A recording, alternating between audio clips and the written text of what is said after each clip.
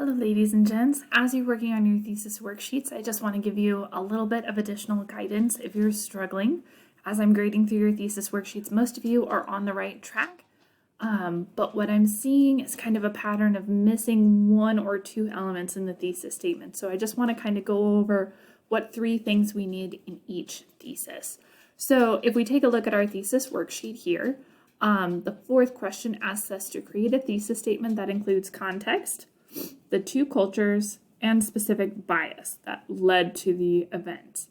And so I wanted to give us just an example. Here we had a lot of cases we could choose from.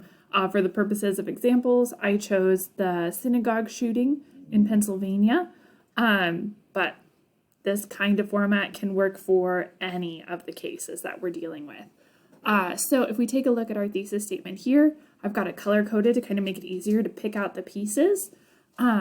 So if we wanted to write an essay that researched cultural analysis style essay about the synagogue shooting, and we needed to hit these three things, context, culture, and bias, this is just one way that thesis could look. We could say something like the tragic violence and loss of life that took place in the Pennsylvania synagogue on October 27, 2018 was the direct result of the anti-Semitic hatred and bias of Robert Bowers and his ties to extremist organizations within the United States. So we're looking for context first. I've got that highlighted in yellow, and this blue bit could count as context too. We can kind of double dip with a couple of these. So the violence and loss of life that took place in the synagogue and the date, all of that is context. It tells us what event we're going to discuss.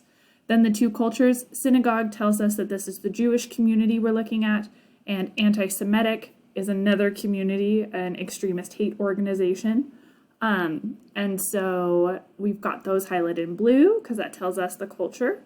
And then the specific bias, we're noting that the perpetrator had bias that then led to hatred, and some of this stems from his ties to these extremist organizations because he didn't operate in a vacuum, right? If you're doing research on this case, you know that he was talking online to a lot of other people who held his horrible mindset and his same horrible, violent, gross beliefs.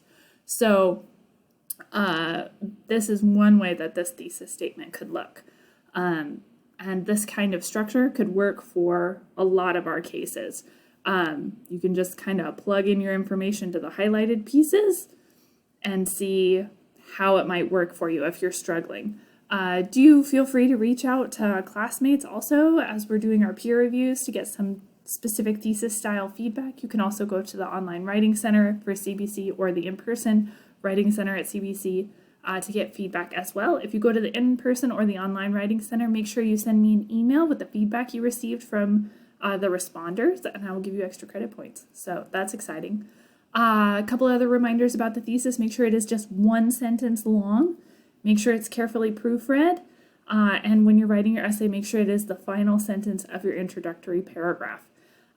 Something that might help is to read it out loud, particularly read it out loud to another person, because that's going to help us catch any like awkward phrasing or run-on sentences, that kind of thing. So continue your excellent work on this. I'm excited to see how you make your revisions as we move forward with the essay.